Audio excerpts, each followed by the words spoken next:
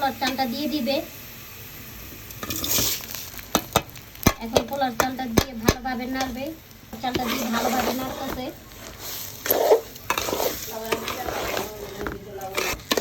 কি সুন্দর করে একদম ঝরঝরে করে ভালোভাবে নেড়ে নিবে। তারপরে কষা চিকেনটা দিয়ে দিবে। আসসালামু আলাইকুম, কেমন আছেন সবাই? আশা করি ভালো আছেন। তো আজকে আমরা চিকেন বিরিয়ানি রান্না করবো। চিকেনটাকে আগে কষিয়ে নিয়েছি। এখন পোলাওর জন্য তেল দিয়ে দিচ্ছে। আপনাদের আপু বিরিয়ানি রান্না করবো, আপনাদেরকে সবাইকে দাওয়াত দিতেছে। এটা এখন তেলটা গরম হয়ে গিয়েছে, পেঁয়াজটা দিয়ে দিবে।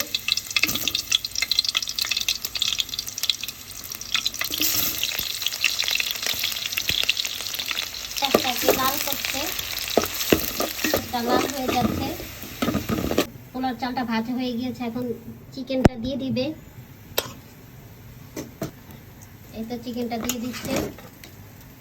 আমরা এরকম করে চিকেন বিরিয়ানিটা খাই। কে কেমন করে খান অবশ্যই কমেন্ট করে জানাবেন।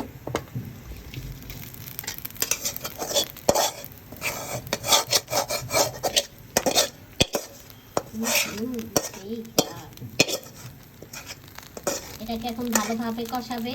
এটাকে ভালোভাবে কষিয়ে নিচ্ছে। চিকেনের পোলাও একসাথে ভালোভাবে কষিয়ে নিচ্ছে। তারপর পরিমাণ মতো পানি দিয়ে দিবে। এর জন্য এখন আর ঝালের জন্য কাঁচামরিচটা ভেঙে দিবে।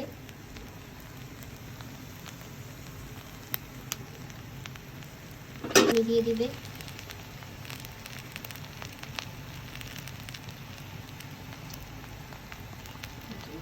গরম পানিটা দিয়ে দিচ্ছি। আমরা গরম পানি দিই সবসময়, গরম পোলাও তো বলেন। এখন এটাকে একটু ভালোভাবে নেড়ে ঢেকে দিবে।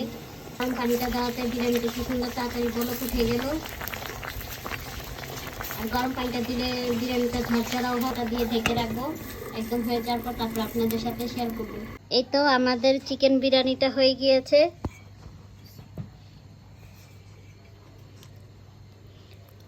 কেমন হয়েছে? কালকা বললাম মজা হয়েছে যায়। এই তো সাথে গরুর মাংস আছে, সালাদ আছে, ডিম আছে।